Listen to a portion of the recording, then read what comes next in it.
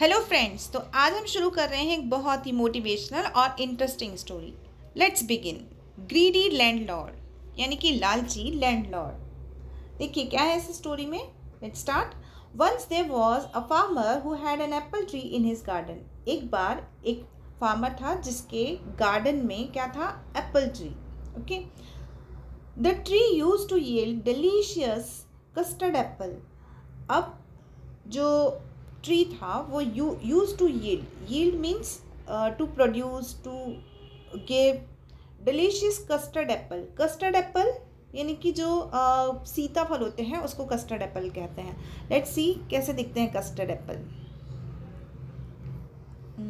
ये देखिए, ये ऐसे होते हैं कस्टर्ड एप्पल। तो उसके गार्डन में क्या थे, कस्टर्ड एप्पल थे और बहुत ही डिलीशियस थे। Now One day he took some apples to the landlord in order to please him. एक दिन उसने क्या किया कि वो कुछ एप्पल अपने मालिक के पास लेकर गया। वो जो कस्टर्ड एप्पल थे वो अपने मालिक के पास लेके गया टू प्लीज हिम, ताकि वो उसको खुश कर सके। यहाँ पर प्लीज का मीनिंग क्या है, टू मेक हिम हैप्पी।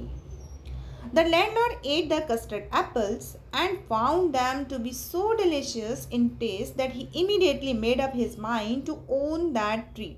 अब जैसे ही लैंडलॉर्ड ने एट क्या होता है, ईट की सेकंड फॉर्म, ठीक है, क्योंकि ये पास की बात चल रही है तो ये ईट की सेकंड फॉर्म एट। जैसे ही लैंडलॉर्ड ने वो कस्टर्ड एप्पल एट किए, खाए, and found them to be so delicious, उसको वो कस्टर्ड एप्पल इतने डिलीशियस लगे दैट ही इमीडिएटली मीन्स तुरंत, मेड अप हिज माइंड, उसने अपना विचार बनाया। Made up his mind means अपना दिमाग बनाया का मतलब यहाँ पे अपना मन बनाया। Okay, like I have made up my mind that instead of studying 3 hours I will be studying 4 or 5 hours। कि मैंने भी अपना विचार बनाया कि अब 3 घंटे पढ़ाई करने से अच्छा है और मैं पढ़ाई को ज़्यादा टाइम दूंगी, लाइक 4 or 5 hours। तो मैंने भी अपना विचार बनाया है। तो ऐसे ही जब हम किसी चीज़ के लिए अपना विचार बनाते हैं, अपने किसी चीज़ को डिसाइड करते हैं, that is called made up his mind. तो उसने भी अपना विचार बनाया कि अब वो इस ट्री को, जो फार्मर है उसके गार्डन में नहीं रहने देगा, वो उसको अपनाएगा, यानी कि अब वो उसके पास होना चाहिए tree. So what he did, with the help of his man, अपने आदमियों की मदद से, he got the tree uprooted कर दिया उसने ट्री को, यानी जड़ से उखाड़ दिया। ओके, जड़ से उखड़वाया अपने आदमियों की मदद से, फ्रॉम द गार्डन, उस गार्डन से, फार्मर के गार्डन से। ओके, एंड प्लांटेड इट, अब इसको कहाँ प्लांट कर दिया, planted it in his own garden, खुद के गार्डन में। Since the farmer was a very poor man, क्योंकि फार्मर तो बेचारा गरीब ही था, सो ही कुड नॉट रेसिस्ट, यानी कि वो भी मना नहीं कर पाया, उसको उस चीज़ को रिफ्यूज़ नहीं कर पाया। तो उस लैंडलॉर्ड ने अपने खुद के गार्डन में उस ट्री को अपरूटेड करके अपने गार्डन में प्लांट करवा दिया। Now what happen, but in the process of uprooting, लेकिन ये जो जड़ से उखाड़ने की जो प्रोसेस थी, अपरूटिंग, जड़ से उखाड़ने की जो प्रोसेस थी, the roots of the tree got so badly damage. उस उखाड़ने वाली प्रोसेस में जो रूट थे, जड़ें थी उस ट्री की, बहुत ही ज़्यादा बैडली डैमेज, मतलब बहुत बुरी तरह से डैमेज हो गई।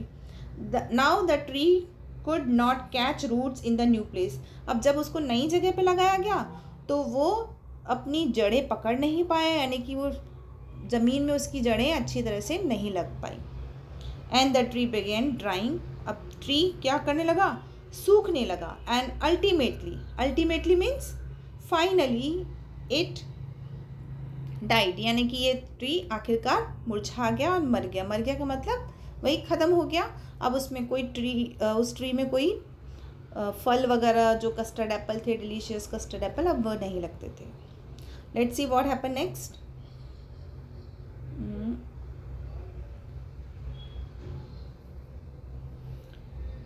ओके, अब देखते हैं क्या होता है आगे। चलिए, the farmer became very sad. अब बेचारा जो फार्मर था वो बहुत सैड हो गया।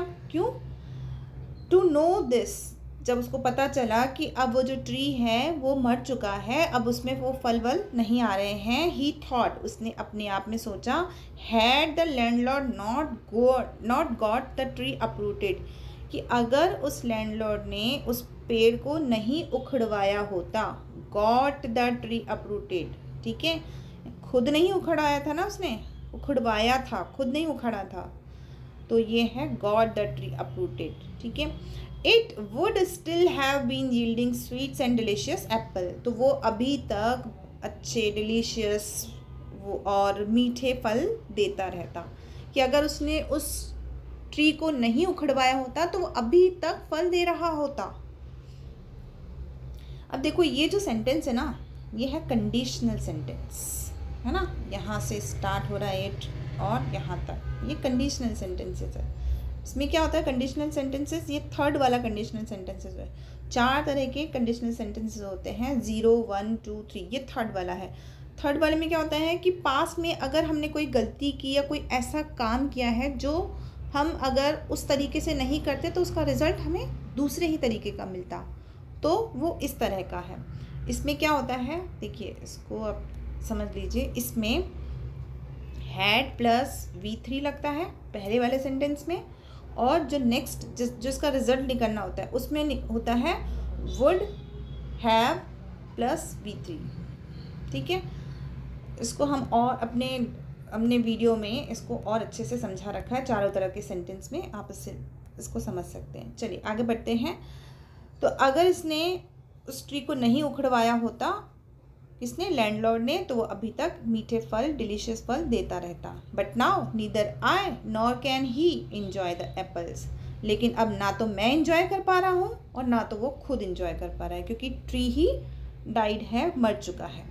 So what is the moral of the story, never be greedy. Landlord इतना ग्रीडी हो चुका था, ये नहीं है लैंडलॉर्ड, कि उसने ना तो खुद फल खा पाया वो, और ना ही वो किसान फल खा पाया। तो ये होती है ग्रीडी होने के punishment. So never be greedy.